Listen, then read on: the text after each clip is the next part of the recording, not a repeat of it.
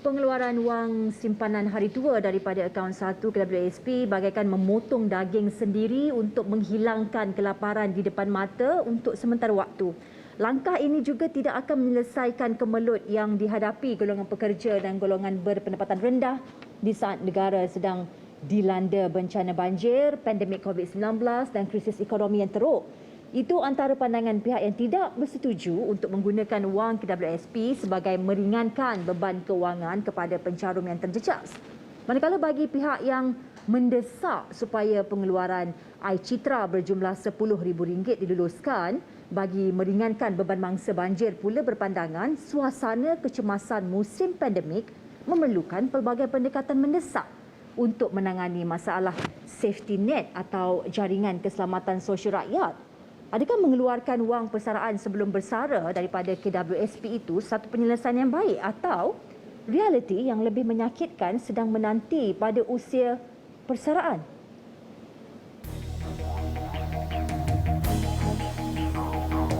Please, this is a serious issue. Bukan semua perkara yang dikatakan sebagai naluri itu adalah satu sebab untuk kita mengatakan ia benar.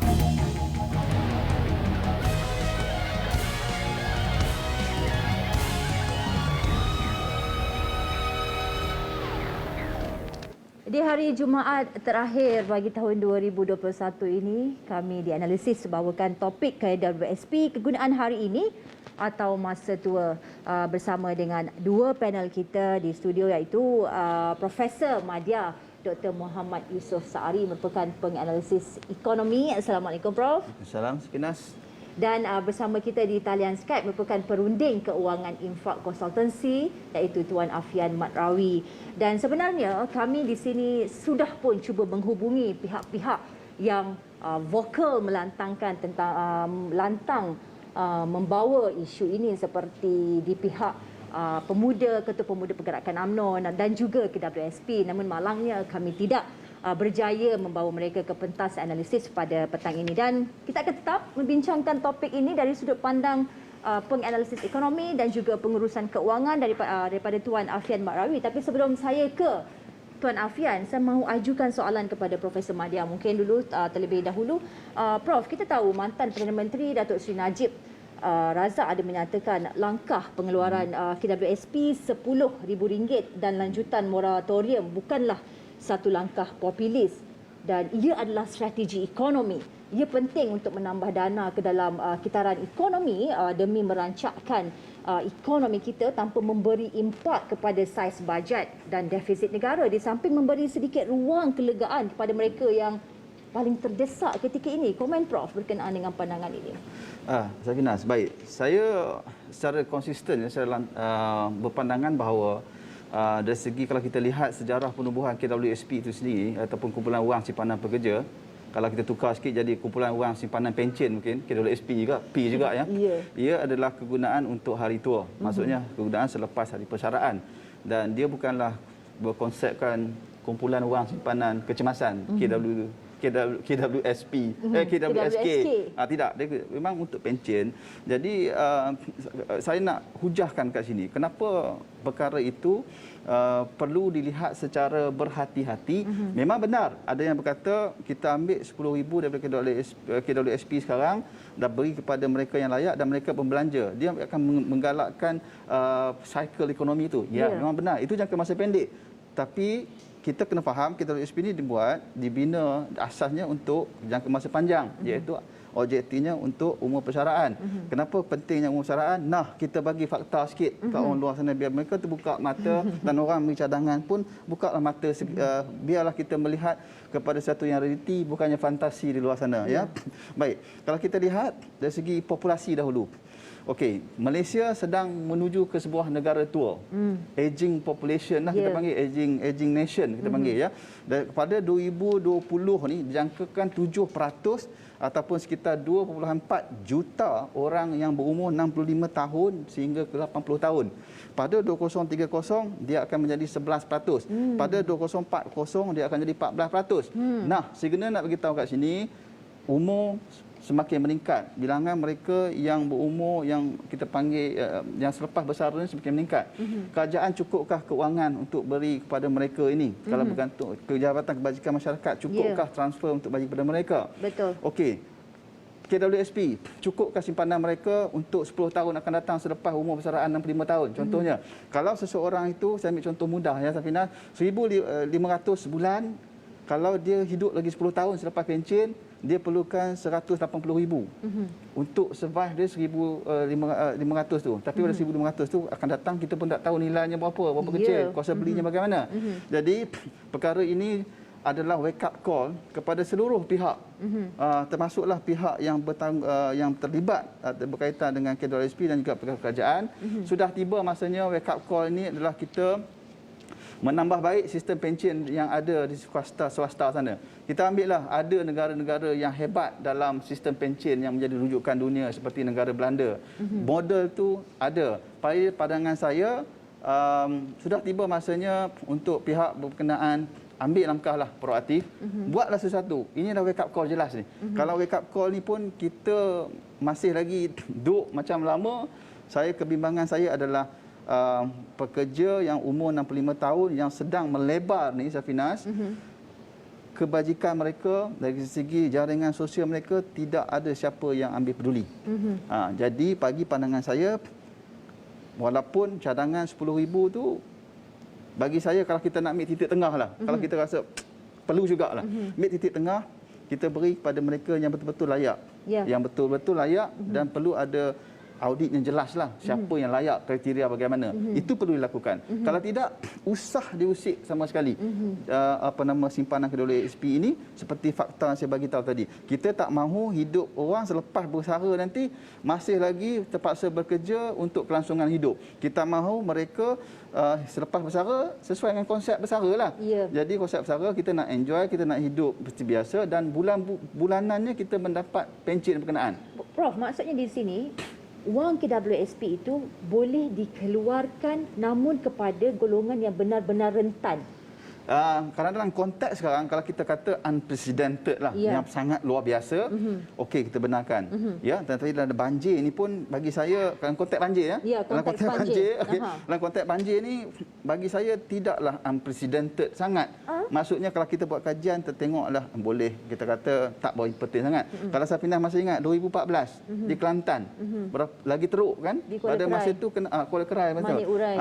Manik Urai. Masa tu siapa yang nak bagi cadangan naikkan, keluarkan KWSP, senyap ya. Tak ada apa pun, dan mereka di sana pun keadaannya dah boleh bina semula. Jadi pada pandangan saya, usahlah digunakan KWSP ini, tetapi kita cari pendekatan lain Safinas. Contohnya, kita tahu bahawa syarikat swasta, syarikat yang banyak buat keuntungan, JLC, pihak kerajaan juga, pihak luar negara juga, kita wujudkan satu tabung donation.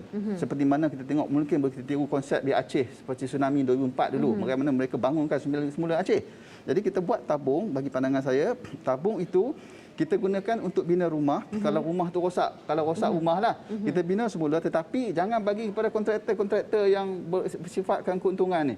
Bagilah kontraktor yang konsepnya social enterprise, NGO ataupun sukarelawan. Dia orang tahu bagaimana nak cari bahan-bahan yang murah, bagaimana nak bina dengan memanfaatkan sukarelawan yang ada sana. Mungkin nak bina semula kos bukan 50,000 saja. Dengan donation yang banyak ni, kita gunalah betul-betul. Pokoknya, janganlah guna wang KWSP. Prof, kita tahu Perdana Menteri baru-baru ini dia menyatakan ada banyak kemudahan diumumkan kepada mangsa banjir. Bantuan wang ihsan RM1,000. Dan bagi yang mahu beli barang keperluan rumah, Bank Simpanan Nasional BSN akan beri pinjaman persendirian RM10,000 tanpa faedah dan moratorium selama 6 bulan. Jika ada yang mahu buka perniagaan untuk yang terjejas banjir, Tekun menawarkan pinjaman mudah RM10,000 tanpa faedah dan moratorium, iaitu tidak perlu bayar balik pinjaman selama setahun. Maka Perdana Menteri mengatakan untuk apa keluar KWSP? Dari sudut pandang Prof sendiri, adakah segala bantuan ini mencukupi? Satu, pada perspektif mencukupi, tidak mencukupi, kerana bantuan tunai yang perolehi dah hanya sekitar 1,000 kan. Untuk kelangsungan beberapa bulan yang mendatang ni dia memerlukan lebih. Okey, bagi pinjaman ni pun saya pun pelik juga cadangan bagi pinjaman ni. Dalam keadaan mereka ni memang bermasalah. kita pun tak tahu, mungkin bila dia dah himpit keadaan itu, mungkin pekerjaannya pun terganggu. Ya. Bagaimana dia nak buat pinjaman? Tidak menyelesaikan masalah. Maksudnya kita lagi seolah orang dah berjalan tu, dah aksiden kaki jalan tak betul, kita pergi bubuh lagi sebelah kaki ya. Lama-lama dia jalan pun tak bertempang sepanjang hidup. Kita tidak mahu macam tu. Bagi saya pinjaman itu bukannya penyelesaian. Bagi saya kita perlu cari penyelesaian seperti saya cakap tadi, kita buat donation. Kalau itu pilihan yang terbaik, kalau tak ada donation tak cukup, kita buatlah satu keadaan yang mana kerajaan kalau nak bina, kita berkonsep contoh bina rumah, 70% ke kerajaan danai dan 30% dari pihak yang terkesan tu lah. Itu lebih baik sebenarnya daripada kita lebih banyak memanglah saya boleh fahamlah Safina, pihak bank nak bagi pinjaman, seronok bagi pinjaman kan. Sebagai dia kata nak tunjukkan, tapi kita kena ingat pula dari pihak yang nak menerima tu, mereka perlu bayar. Mungkin mereka perlu melihat sekarang ni, kalau Safina, kalau kita melihat yang rumahnya tak ada apa semua, kalau orang nak pergi pinjaman, mungkin dia orang akan sanggup terima. Sebab di depan dia nampak apa yang berlaku, tetapi dia tidak nampak ke depan. Sama juga kita buat baru ni satu survey, pilot survey saya nak kongsi. Kita nak cadangkan nanti kita wujudkan satu sistem insurans kepada aspek harta benda dan pekerjaan. Kita tanya berapa dia sanggup bayar. Kalau di Selangor berapa rumah kita tanya, dia sanggup bayar sebulan RM50. Kami pun terkejut. Kerana itu agak tinggi, tetapi kita faham trauma dia dengan keadaan dia melihat rumah kat belakang sana. Jadi dalam keadaan pinjaman ni, kalau orang nak hulu pinjaman, mungkin dia ambil lah. Di endnya kita tidak mencipta, saya bagi pandangan saya, kesan tidak masa depan. Ia akan kita pergi seolah pendekatan kita ambil menambah risiko pada mereka. Betul. Tuan Afian, pinjaman persendirian RM10,000 tanpa faedah dan pinjaman mudah perniagaan RM10,000 tanpa faedah. Adakah pinjaman keuangan adalah strategi terbaik mendepani kesulitan hidup di saat ini? Maksudnya, pinjaman lebih baik daripada mengeluarkan wang KWSP, Tuan Afian? Saya setuju dengan Prof. Dia macam gaya lubang tutup lubang je. Sekarang ni masalah mangsa banjir, rakyat terbanyak disebabkan PKP dan sebagainya ni, kita tengok benda ni dia orang antara masalah dia ialah hutang. Kan, hutang kereta, hutang rumah. Contoh macam masa banjir baru ni, bila kereta rosak, bila rumah rosak, bukan semua orang ambil takaful ataupun insurans untuk cover banjir untuk rumah dan juga kereta kan. Jadi mereka menanggung hutang. Jadi masalah mereka hutang, kita bagi hutang yang baru, mana kata seolah-olah gali lubang tutup lubang. Dia tetap ada lubang yang sama. Cuma mungkin sebelum ni lubang dekat kiri tukar kepada lubang kanan. Sama je. Tuan-tuan, sebenarnya kalau kita tengok Syafiqah dan juga Prof, masalah KWSP bersara tak cukup ni bukan baru timbul tahun ni. Betul. Bukan baru selepas Covid. Bukan baru timbul masa PKP ni. 10 tahun lepas, 20 tahun lepas masa saya mula-mula terlibat dalam pangan ni. Masa saya lepas grad tahun 2003 dulu pun dah ada statistik menunjukkan majoriti pencarum KWSP takkan cukup selepas bersara. 20 tahun lepas lagi, bukan baru tahun 2021, bukan baru tahun 2020. Dah lama dah. Makna kata kalau guna alasan itu untuk tak nak bagi 10,000 one off ini kepada masa-masa banjir terutamanya, ia bukan satu alasan yang kukuh lah. Kan? Sebab isu pencarum KWSP tak cukup untuk persaraan selepas bersara umur 60, umur 65 ke umur 55 tu, masa sistem pencen umur pencen 55 lagi. Dan 20 tahun lepas lagi dah muncul isu ni. Tapi kenapa bawah nak alatkan hari? Nampak tak? Jadi sekarang ni sebenarnya yang kita perlukan adalah bantuan kan. Kalau rakyat dah dibantu, dah dapat bantuan dan sebagainya, kita tak minta 10,000 tu. Kan? Tak minta. Sekarang ni yang kita nak ialah rakyat yang terkesan akibat banjir ni. Yang banjir terburuk di Lemah Kelang berlaku ni, diibaratkan sebagai tsunami kecil ni, itu yang kita nak bantu sebenarnya. Jadi fokus utama ialah bantuan tu. Kalau kerajaan boleh bantu dari sudut lain, contohnya macam Prof sebut tadi, nak collect derma, bagi, saya sangat sokong. Cumanya dari sudut practicality tu, sekarang dah timbul campaign don't donate to government. Kan? Rakyat dah tak confident dengan kerajaan yang ada. Itu isu dia. Kan? Saya contoh tahun lepas masa Palestin kena serang, kita buat collection, katanya nak audit, sampai sekarang dah hujung 2021 tak ada audit lagi. Mana audit collection Palestin tahun lepas kan? Tadi Dr. Prof Syadam memang saya sokong, Kalau betul ada audit, kalau betul 100% telus, memang saya yakin ramai rakyat akan sokong. Betul. Tapi ketelusan itu isu yang paling besar yang berlaku kat negara kita ni, bukan setakat baru tahun ni, dah lama dah. Daripada zaman kerajaan yang lama dah tukar 2-3 kali kerajaan, isu keterisan, isu rasuah tak settle lagi, sehingga kan rakyat sekarang dah tak confident dengan kerajaan. Dan tak confident dengan parti-parti politik yang ada.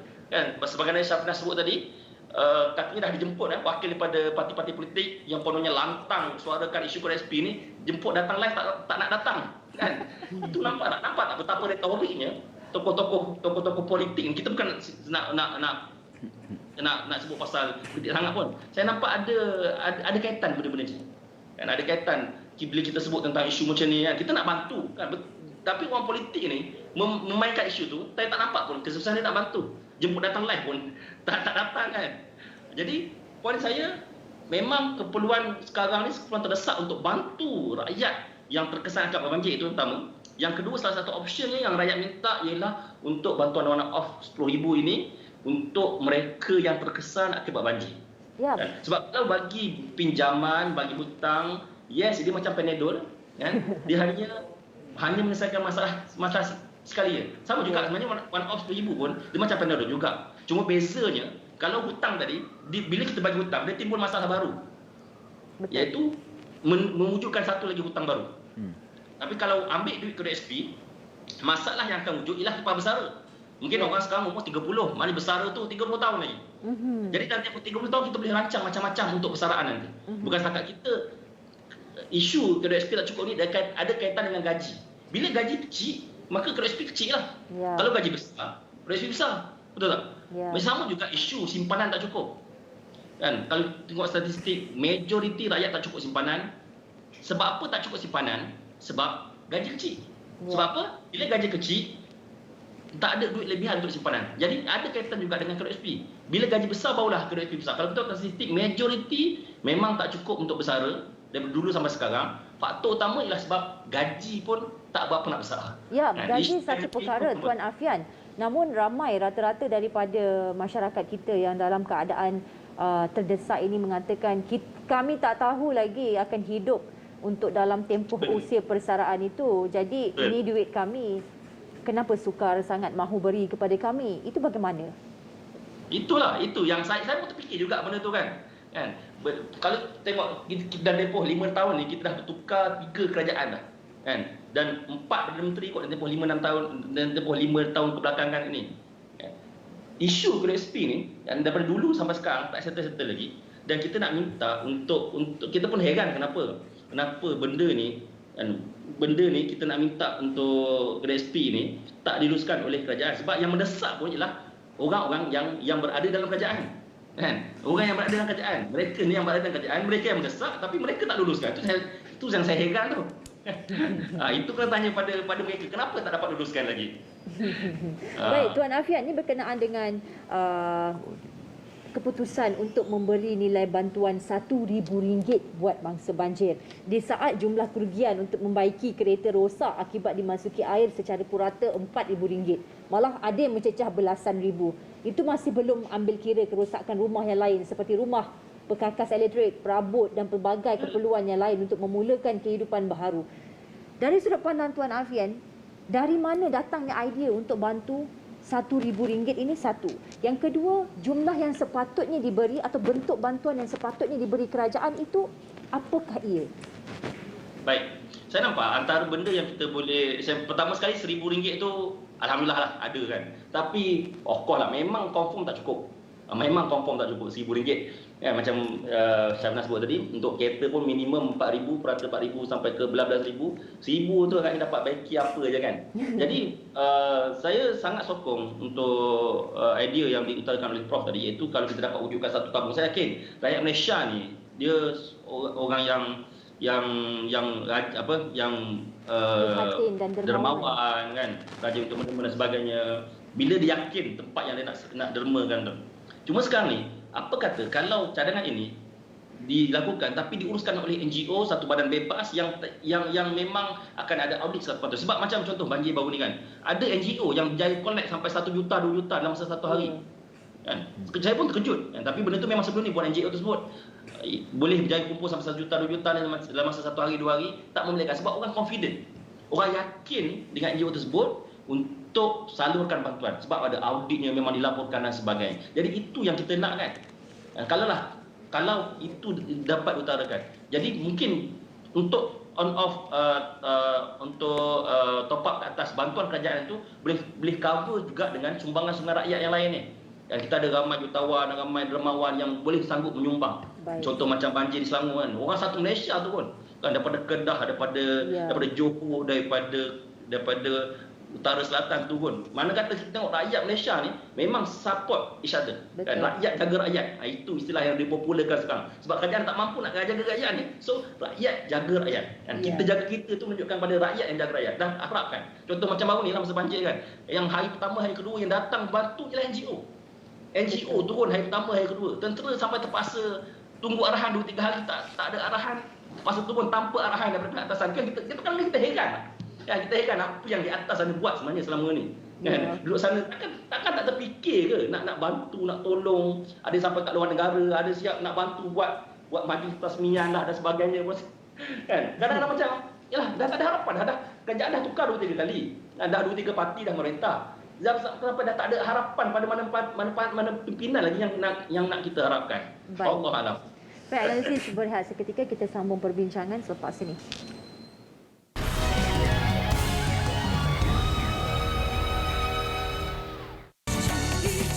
Jom cuti-cuti Malaysia di Shopee. Rancang percutian anda dan dapatkan diskaun e-voucher sehingga RM100 untuk tempahan bilik hotel dan pakej pelancongan. Juga diskaun ekstra RM20 untuk membeli belah di Shopee. Cepat beli sebelum terlambat. Apa tunggu lagi? Jom bercuti dengan selamat dan sentiasa patuhi SOP. Muat turun Shopee sekarang. Nak cari pakaian muslimah yang terkini? Hasnuri ada pelbagai pilihan. Koleksi kurung, tudung, set pakaian sedondon pun ada. Boleh hadiahkan pada keluarga dan teman tersayang. Di Hasnuri, semua stok sedia ada dan harga mampu milik. Hari-hari pakai baju kurung baru dengan Hasnuri. Baju kurung Hasnuri. Di hari Jumaat yang penuh barakah ini, hadiahkanlah pahala berterusan buat ibu dan ayah yang telah pergi dengan berinfak dan berwakaf kepada dana pembinaan Kompleks Masjid Asyakirin, Bandar Mahkota Ceras sekarang. Jom nikmati Fruity. Fruity, minuman botani dengan formula istimewa 12 bahan semula jadi, diperkaya dengan vitamin dan mineral, pasti menjadi kegemaran seisi keluarga. Dapatkan Fruity sekarang.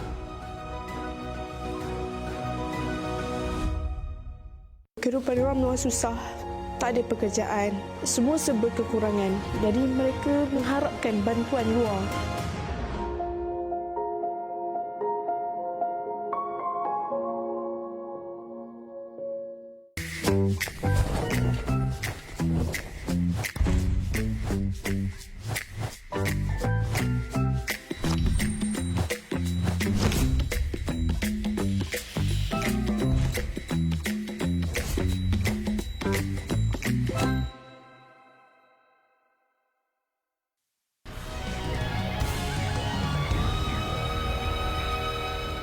Alhamdulillah, kembali menganalisis KWSP kegunaan hari ini atau masa tua. Kami bincangkan pada Jumaat terakhir bagi tahun 2021 ini. Saya terus ajukan kepada Prof. Prof, Pusat Penyelidikan Undian UCSI mendapati golongan B40 dan M40 serta yang berusia antara 26 hingga 55 tahun membuat pengeluaran ICNAR bagi membayar balik pinjaman. Manakala 48.6% menggunakan wang pengeluaran tersebut untuk kegunaan seperti membeli makanan dan barangan dapur. Akan tetapi segelintir golongan T20 telah menggunakan wang yang dikeluarkan untuk melabur pada emas dan saham. Prof, data ini memberikan beberapa sudut pandang. Pertama, bantuan kerajaan daripada sudut pembayaran semula pinjaman bank masih tidak membantu. Kedua, bantuan sara hidup buat rakyat juga masih tidak mencukupi apabila wang KWSP masih digunakan untuk membeli barang dapur. Dan juga T20 mengambil kesempatan menambah pendapatan dengan kebenaran pengeluaran KWSP secara terbuka dan tidak bersasar. Komen Prof. ini adalah satu refleksi yang kita jangkakan. Itulah keadaan yang berlaku di luar sana. Kerana kita lihat kalau bukan sahaja sebenarnya kepada pengeluaran wang KWSP, Syafinas. Kajian ini menunjukkan yang mana bila dikeluarkan wang tersebut, mereka kebanyakannya, terutamanya mereka yang berpendapatan rendah ni, membelanjakan kepada barang keperluan. Barang keperluan dan keperluan lain seperti bayar hutang, utiliti.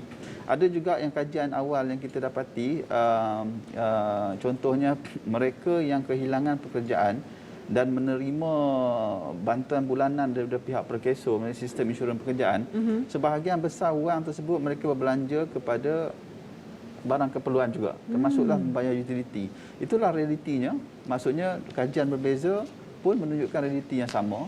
Itu menunjukkan bahawa ini berkaitan dengan isu struktural dari segi ekonominya, kita panggil, yang mana ia melibatkan gaji ataupun kos hidup yang tinggi.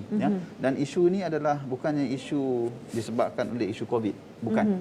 Isu kos sara hidup dah menjadi isu 5 tahun sebelum 2019 lagi. Saya pun masih ingat menulis pun banyak dalam sejak 2016 sehingga 2018 tentang isu kos sara hidup. Kita juga sebenarnya, saya pun terkejut juga baru-baru ni, rupanya kita ada majlis sebuah majlis khas ditubuhkan untuk melihat kos sara hidup. Tapi kita harap majlis ini berfungsi dengan baik dari masa supaya kita dapat lakukan sesuatu, ya. Ya, itu maksud kos sara hidup ni menjadi isunya sebabnya disebabkan dua faktor.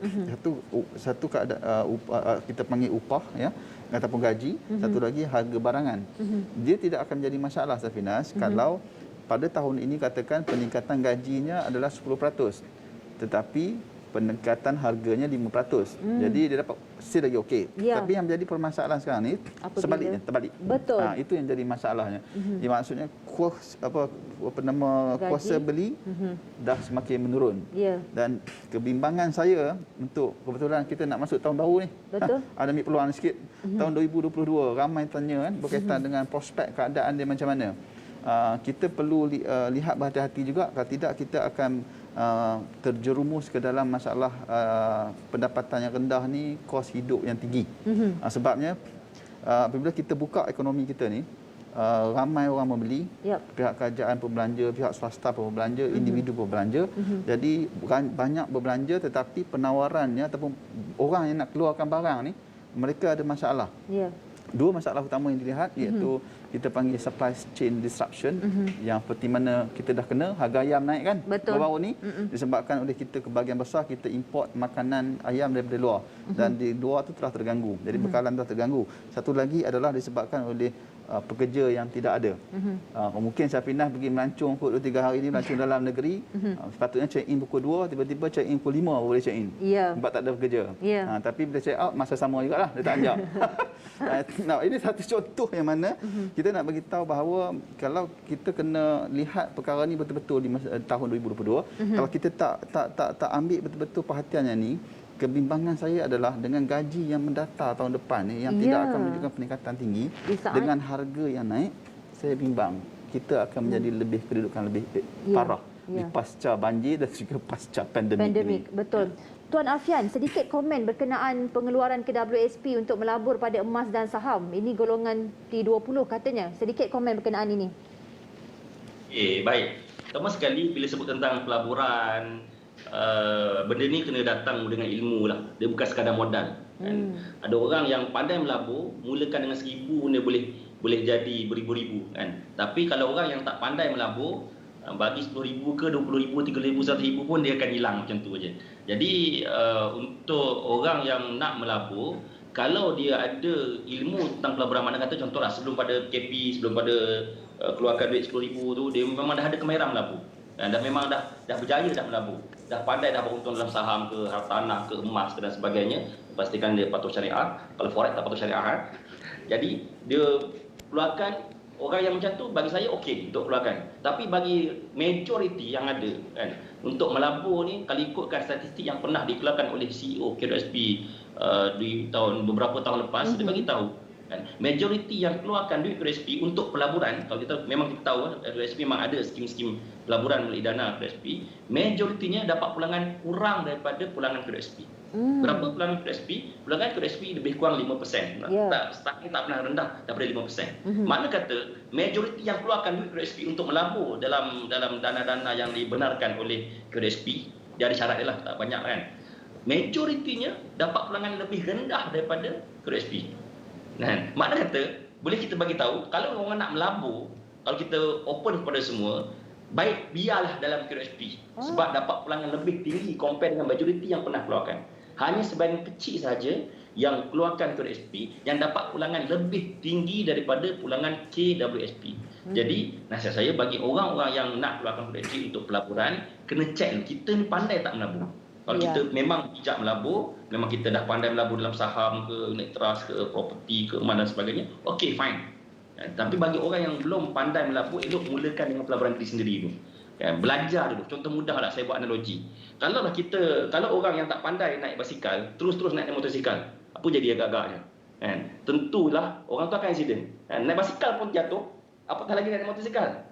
Kan? Sama lah juga dalam pelaburan. Sebelum pelaburan kena ada ilmu, dan paling basic dalam keuangan sebelum buat pelaburan ialah simpanan. Kalau orang tu simpanan pun tak ada, kan, nak simpan simpanan 1,000 pun dah kerja 10 tahun, simpanan 1,000 pun tak ada. Takkan kita nak harap orang macam ni nak terus melabur. Kan? Itu dah berlaku, majoriti rakyat tak ada wang simpanan. Jadi kalau untuk pelaburan bukan untuk semua orang lah. Tapi kalau untuk bantuan, saya galakkan memang spesifik untuk orang yang terkesan akibat krisis-krisis yang berlaku hari ini.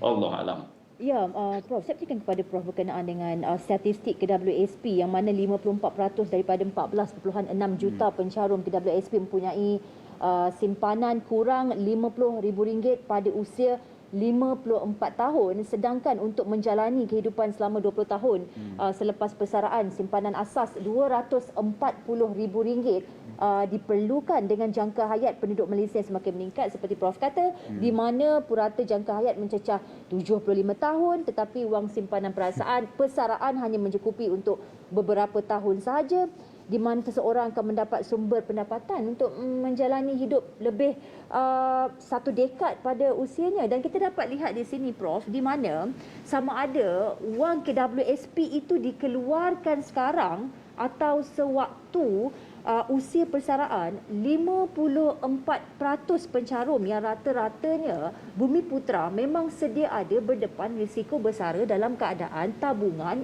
yang amat rendah.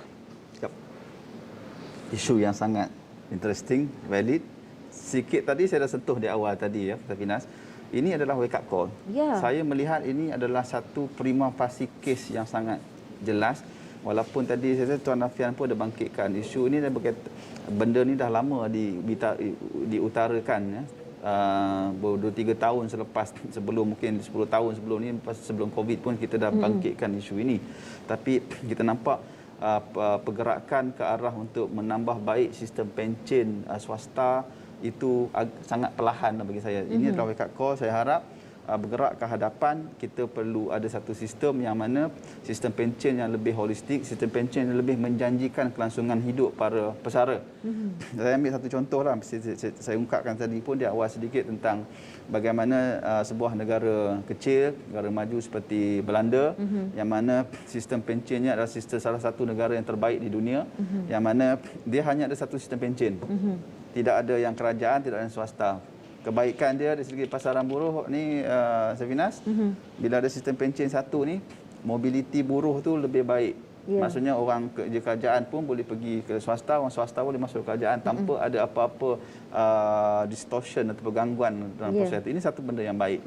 Dan kita, apa yang berlaku kat sana adalah, saya sangat satu sistem yang sangat menarik, yang rasa kita pun perlu ke arah sana, yang mana apabila seseorang itu berpencen, dia akan dapat pencen secara bulanan. Seolah-olah dia bekerja dulu dan itulah hasilnya. Masa dia rehat, dia pun dapat bayaran secara bulanan. Mungkin saya nak sentuh juga kat sini. Ada yang berkata daripada awal tadi, kami nak keluarkan duit kami. Ya, betul, itu duit mereka. Tetapi kita ingat bahawa ini adalah konsep simpanan ataupun konsep seperti insurans yang sangat digalakkan juga dalam Islam. Maksudnya sekarang ni saya bekerja, sekarang ni saya membantu golongan pesara yang dah bersara. Mereka dapat bayaran bulanan semua. Nanti apabila saya bersara, golongan generasi yang akan datang ni pula membantu saya. Itulah konsep yang kita cuba amalkan dekat sini. Ia konsep yang sangat baik. Tak mau lagi lah KWSP hanya bagi selepas bersara sedebuk bagi esok dah ada. Mungkin hari ni nak keluar dah beberapa orang tunggu kat depan nak beli apa-apa semua macam-macam kan. Kita tak mau macam tu. Kita nak satu yang lebih baik, lebih sustainable. Kerana apa? Saya dapati bahawa cerapan data kita juga melihat analisis orang yang umur 65 tahun ke atas ni, bilangan mereka yang bekerja semakin bertambah. Cuma kita rasanya lah pada pandangan saya kalau sebahagian kecil mungkin bekerja sebabkan oleh passion nak bekerja, tapi sebahagian besar dengan melihat statistik tunjuk di awal tadi kan, kajian tadi kan semua, nampaknya mereka perlu bekerja untuk survival. Adakah kita sebagai sebuah negara yang nak menuju sebuah negara maju, ini adalah berkaitan dengan isu sosial yang kita perlu melihat kebajikan mereka. Itu perlu dilakukan. Ya, Tuan Afian, saya nak bertanyakan pandangan Tuan Afian. Jikalah gesaan untuk mengeluarkan KWSP ini tidak berbunyi, tidak ke udara, adakah dari sudut pandang Tuan Afian sendiri, kerajaan kita betul-betul serius dan fokus dalam membantu golongan yang 54% pencarum KWSP ini menambah tabung persaraan mereka? Okey, baik. Bagus soalan ni kan. Patut soalan ni kena tujukan kepada government lah, bukan pada saya kan. Pandangan seorang pakar perancang kewangan.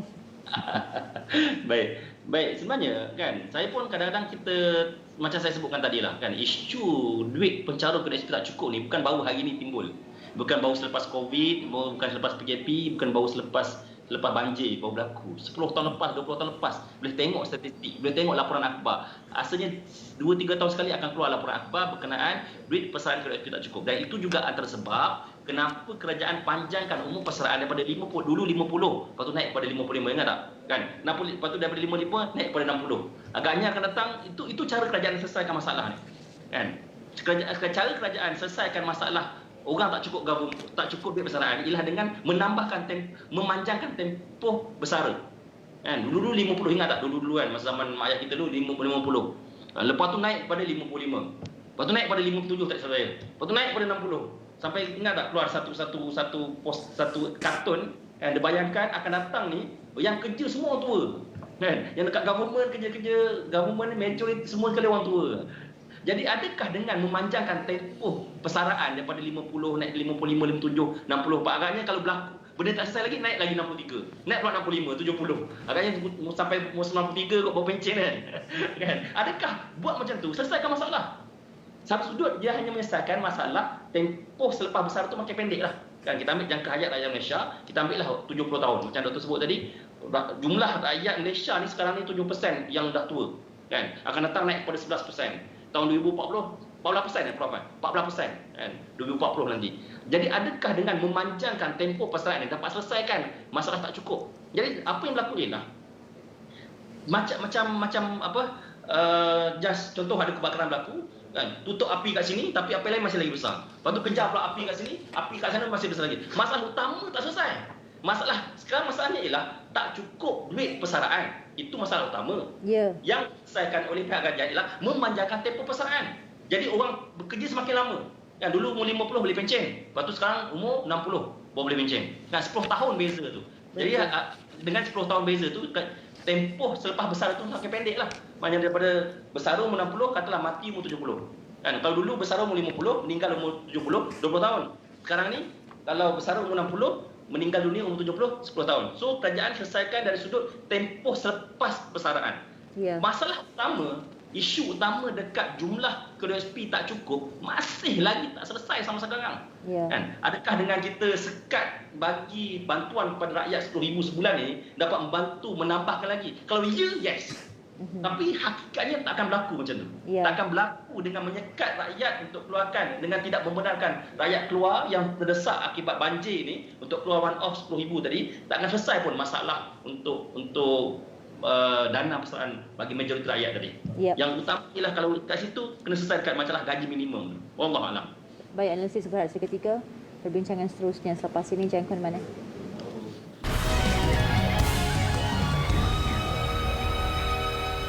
Ewa Legacy inovasi, inspirasi wanita untuk penyeri kulit tegang dan anjang. Produk terkini sudah serata terkenal, boleh dijadi pendapatan yang halal. AY Legacy, inspirasi wanita. Hai, saya Ani Yusof, founder AY Legacy. Jom bersama saya merealisasikan impian.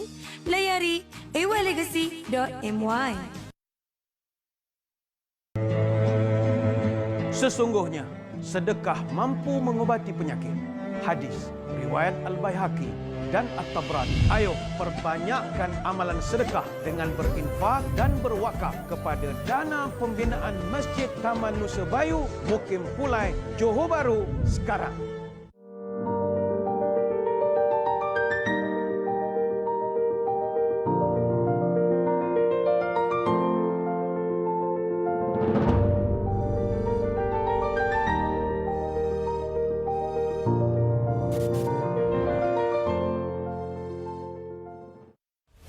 Antara pengisian 31 Disember, seorang ibu dan anak maut manakala seorang lagi penunggang motosikal parah dalam kemalangan membabitkan 5 kenderaan.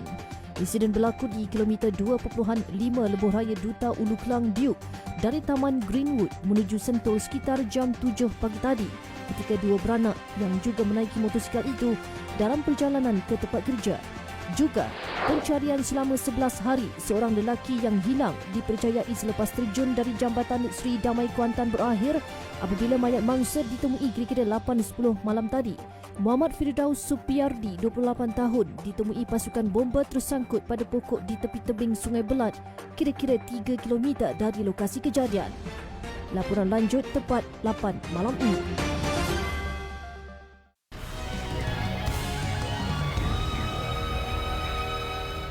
Alhamdulillah, kembali analisis Prof. Terdapat cadangan daripada Setiausaha Agung Kesatuan Sekerja Industri Elektronik Wilayah Utara Semenanjung Malaysia yang mahu pembatalan segera keputusan melanjutkan pelaksanaan pengurangan kadar caruman akibat COVID-19 yang bertujuan untuk mengurangkan beban pekerja dan beban majikan. Malah kadar caruman bagi kedua-dua pihak, pekerja dan majikan, perlu dinaikkan dalam usaha meningkatkan kadar simpanan jangka panjang.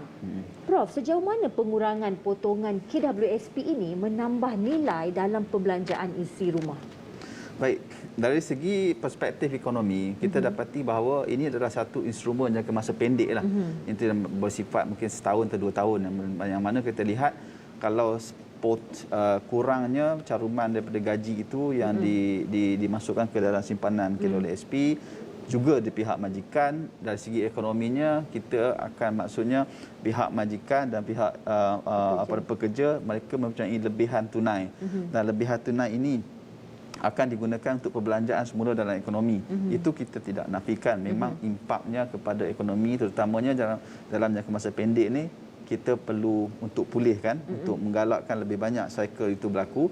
Dan juga kita mempunyai satu kekangan yang mana pelancong asing tidak boleh masuk ke Malaysia untuk berbelanja di Malaysia. Jadi kita mengharapkan sepenuhnya, sebahagian besarnya perbelanjaan domestik. Jadi salah satu kaedahnya saya nampak itu adalah kebaikan di situ untuk menggalakkan orang lebih banyak berbelanja apabila mereka ada tunai lebih sedikit disebabkan oleh pengurangan caruman ini. Ya, tetapi kalau kita nak bercakap bahawa dalam jangka masa panjang ini akan mengurangkan caruman, sebenarnya ia adalah satu yang kita pun tidak pasti lagi keadaannya bagaimana. Kalau tambah caruman pun, kalau kita naikkan pun, pertambahan akan datang pun akan bertambah. Tetapi kalau sistem pension kita masih sama macam sekarang, kita hanya tidak akan menyelesaikan apa-apa.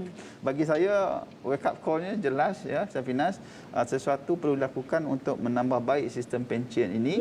Ya, kalau kita tidak mahu lakukan, kalau kita tidak lakukan, saya bimbang dengan statistik ramainya umur yang 65 tahun ke atas bekerja dengan populasi mereka yang dah sampai usia 65 tahun dan ke atas yang makin meningkat. Kebimbangan saya adalah kita akan mencipta lebih banyak masalah daripada penyelesaian. Dan juga kita kena ingat, Safinas, KWSP ni kita juga tidak, dari segi kerajaan juga tidak disiplin dalam yang terdahulu. Kerana kita membenarkan wang tersebut dikeluarkan untuk pembayaran rumah, untuk berbelanja, untuk belajar dan juga yang lain. Sepatutnya itu tidak boleh disentuh kerana pokoknya kita nak memastikan persaraan yang lebih baik. Tetapi kita faham juga kenapa dari satu sudut, sebab kita tidak mengawal benda-benda lain ni. Contohnya harga rumah yang tinggi ni. Ya. Kenapa kita benarkan harga rumah sampai naik tinggi macam tu? Kalau ikut kajian pun, ikut data statistiknya pun, ahad yang orang layak untuk membiayai rumah tu memang tak mampu. Akhir sekali kena guna duit rakyat balik semula ke WSP. Macam mana tu? Kita ini masalah pasaran yang kita perlu selesaikan. Ya. Jadi seolah-olah akhirnya yang menjadi dahlah yang terkesan tu yang di luar sana, dan juga untuk menyelesaikan seolah mereka juga. Ya. Jadi kesianlah bagi saya. Terpaksa mengorek tabung persaraan pula untuk menyelesaikan isu itu. Tuan Afian, penyelidik Hazanah Research Institute KRI juga mencadangkan pencen insurans sosial sebagai bentuk perlindungan sosial paling umum di dunia dilaksanakan dengan menggunakan konsep annuiti hayat untuk memastikan pencen sepanjang hayat diterima sebaik seseorang mencecah usia tua, dan dana ini dibina secara kolektif daripada sumbangan semua penduduk sepanjang usia bekerja dan bukanlah dikumpul secara akaun individu. Malah caruman skim ini disaran diwajibkan untuk generasi muda atau mereka yang baru bekerja. Pandangan anda berkenaan pencen insurans sosial ini? Okey, bagus. Cara umumnya ia satu idea yang bagus kan. Cuma dari sudut praktikalnya, kalau kita tengok sekarang ni pun memang kita akui memang majoriti rakyat Malaysia masih lagi belum ada perlindungan takaful insurans yang takaful lah kan, yang patuh syariah ni yang sepatutnya mereka ada. Jadi bila ada plan yang macam tu, ada program macam tu, ia satu usaha yang saya secara personal selaku financial consultant memang saya support. Cumanya dari sudut praktikal yang kita risau ialah dari sudut keterusannya. Kan, dari sudut keterusan, contoh macam sebelum ni pun dah pernah ada program takaful, saya lupa apa dia punya nama tu, yang bila dilancarkan dan sebagainya, kita tengok ada unsur-unsur ketidakterusan kat situ. Kan, hanya sesetengah company saja yang dapat. Company tersebut ada kaitan dengan sesetengah VIP yang dikatakan ada unsur kroni dan sebagainya. Jadi kita tak nak macam tu. Sebab inilah sebenarnya menyebabkan hasil negara yang selama ni, kalau kita tengok kan, bila kita kaitkan dengan isu BSP ni yang tak cukup ni, sebenarnya ada dia yang paling pertama ialah bila kita dapat tackle dekat isu gaji minimum tu. Dan sama kita tackle isu keterusan pentadbiran kerajaan yang ada hari ini. Kalau kita tengok, kita bandingkan dengan negara jiran kita kan, contohnya lah kan, negara yang di selatan kita yang dahulunya bersama dengan kita masa Melaya dulu dan keluar, dan kita tengok mata wang asing kalau kita convert, kalau dulu nilainya sama, kalau sekarang dah jauh 2-3 kali ganda bezanya kan. Macam mana mereka membangunkan ekonomi di sana hingga meningkatkan jauh lebih baik daripada kita, walaupun kita ada hasil bumi yang banyak.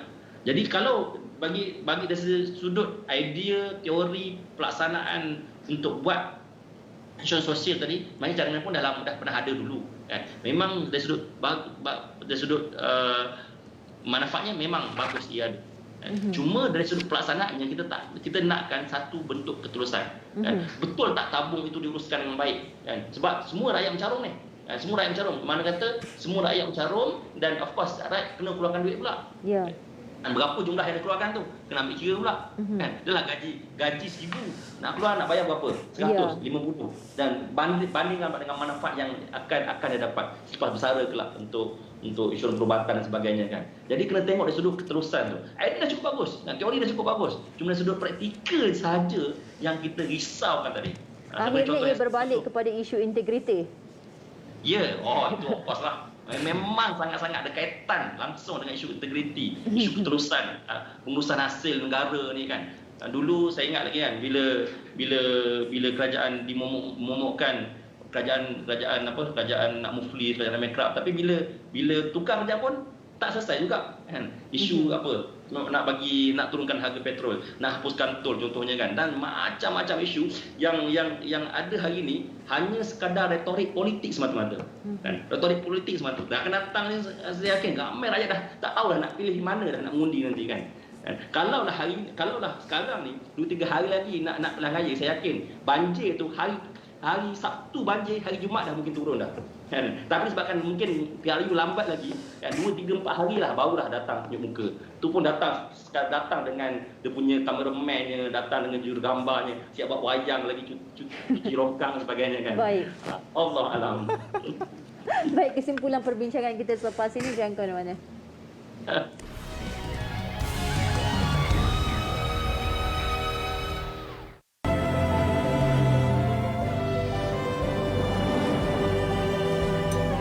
Sesungguhnya setiap amal kebaikan yang kamu lakukan adalah sedekah. Ayo semarakkan Jumaat Sayyidul Ayyam ini dengan berinfak dan berwakaf kepada dana pembinaan bangunan baru Surau Al-Jannah, Seksyen 23 Shah Alam sekarang. Jom berdakwah dengan bersedekah melalui Yayasan Maghfirah. Sedekah anda akan diberikan kepada anak yatim, ibu tunggal, orang kurang upaya, asnaf, pelajar tahfiz dan IPT, peniaga kecil serta mereka yang memerlukan dari segenap lapisan masyarakat.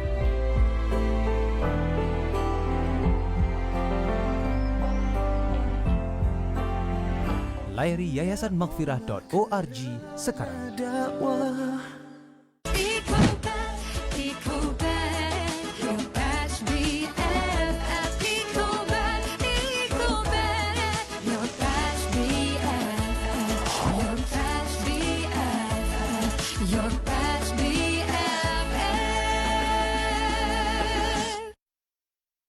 Alhambra Integrated School dengan sistem pendidikan bertaraf antarabangsa menerusi Cambridge dan pendidik berpengalaman dan berinspirasi.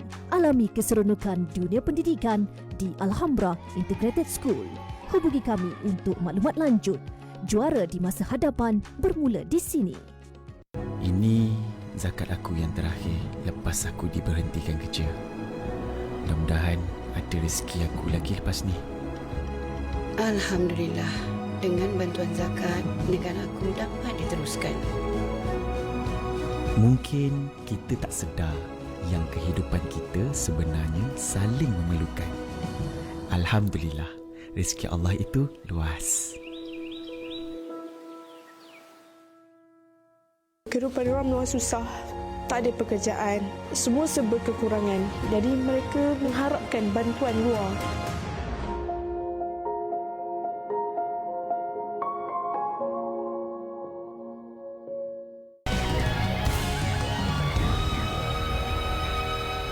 Alhamdulillah, kembali analisis. Prof, sejauh mana konsep bantuan skim jaminan pendapatan asas yang tercetus dari konsep Universal Basic Income UBI, konsep pendapatan asas sejagat ini mampu meringankan beban rakyat sekaligus tidak mengganggu wang persaraan? Adakah jaringan sosial ini benar-benar dapat memastikan isi keluarga yang kehilangan punca pendapatan secara mendadak tidak tersungkur dengan kelaparan, atau UBI ini bakal menjadikan rakyat malas apabila bayaran tunai RM1,000 dibuat setiap bulan kepada akaun mereka?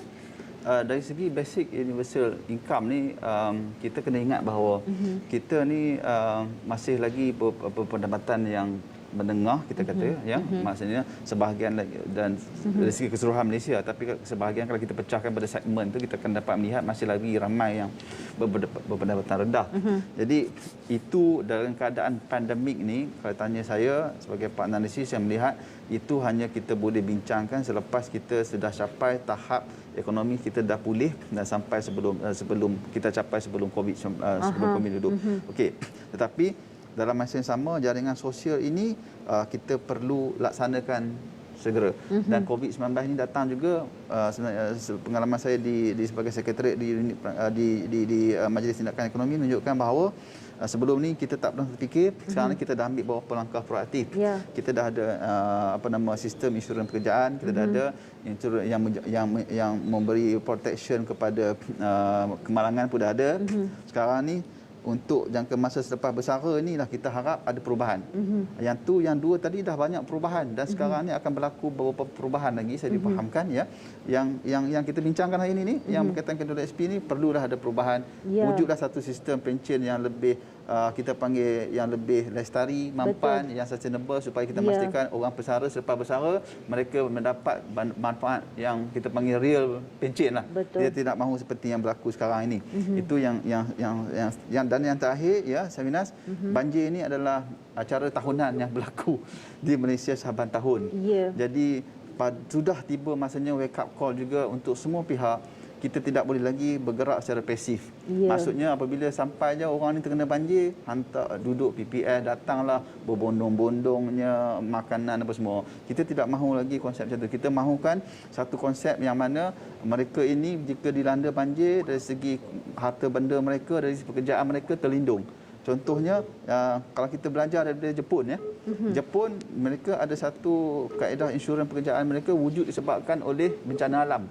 Tsunami disebabkan oleh gempa bumi. Bukan disebabkan oleh benda-benda lain. Tapi kita ni macam tadi ya, banjir saban tahun ni.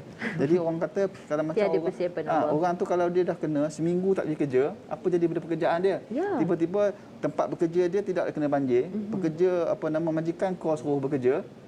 Macam mana, siapa nak tanggung dia? Kalau dia tak pergi, dia kena buang kerja, dan siapa yang nak tanggung dia? Ini yang saya panggil sebagai, kalau orang tu kena banjir tahun ni, dia ambil masa beberapa bulan untuk recover, lepas tu pula baru nak bertatih 8 bulan ni kena banjir kena balik. Lama-lama dia akan duduk dia trap dalam keadaan tu je, dalam cycle tu saja. Maksudnya di sini Prof, apa yang boleh kita simpulkan, adakah wang KWSP tidak wajar dikeluarkan, namun pada masa sama kerajaan perlu menyediakan bantuan yang seiring dengan apa yang rakyat perlukan? Saya setuju itu. Pada keadaan sekarang ni kita dah melihat dah banyak kali kita keluarkan, sudah tiba masanya kita kata sudahlah, kita nak tengok masa depan pekerja lebih baik di masa depan. Dalam masa yang sama, pilihan kalau tak boleh keluar, kita kena bagi option yang terbaik kepada mereka. Kerana mereka ni orang cakap mangsa, tersepit ni. Betul. Jangan bagi pinjaman. Bagi pinjaman menambahkan hutang tidak baik kepada mereka juga. Dan kita mahukan macam konsep yang kita bincang di awal tadi kan, yang Tuan Alfian pun ada bangkitkan juga, iaitu wujudkan satu sumbangan tabung khas yang ada integritinya. Dan inilah yang akan membantu mereka ini. Baik, terima kasih kepada Prof atas konklusinya. Sebenarnya kami cuba menghubungi Tuan Alfian namun terputus talian Skype. Namun tidak mengapa. Baik, dengan itu sekian dahulu perbincangan kita pada hari ini. Apa yang pasti, sama ada wang KWSP dikeluarkan atau tidak pada saat ini, 54% pencarum simpanan tersebut bakal berdepan masalah miskin di usia persaraan. Lebih teruk dari itu, ada pakar ekonomi menjangkakan 85% rakyat Malaysia akan berdepan kemiskinan pada usia emas. Maka adalah menjadi tanggungjawab kerajaan untuk mencari penyelesaian luar kotak dalam mewujudkan skim pencen awam bagi membantu sebahagian besar populasi Malaysia. Pelbagai pandangan dan cadangan telah diutarakan pakar ekonomi negara. Terpulang kepada kerajaan untuk mendengar atau tidak. Mungkin bantuan berupa one-off juga wajar dikaji semula dengan mengambil kira keberkesanan sama ada ia mampu memulihkan sosioekonomi di isi rumah terjejas dengan efektif. Semoga 2022 menjanjikan penerokaan idea-idea baru yang benar-benar mensejahterakan rakyat secara berkekalan. Buat penonton Setia Analisis, terima kasih untuk sokongan anda sepanjang 2021 ini. InsyaAllah 2022 lebih banyak kebenaran dan ketelusan dibentang di platform analisis TV Al-Hijrah. Mewakili kru analisis, saya Finansinos mohon undur diri. Selamat Tahun Baru Malaysia. InsyaAllah kita jumpa tahun hadapan. Assalamualaikum warahmatullahi wabarakatuh.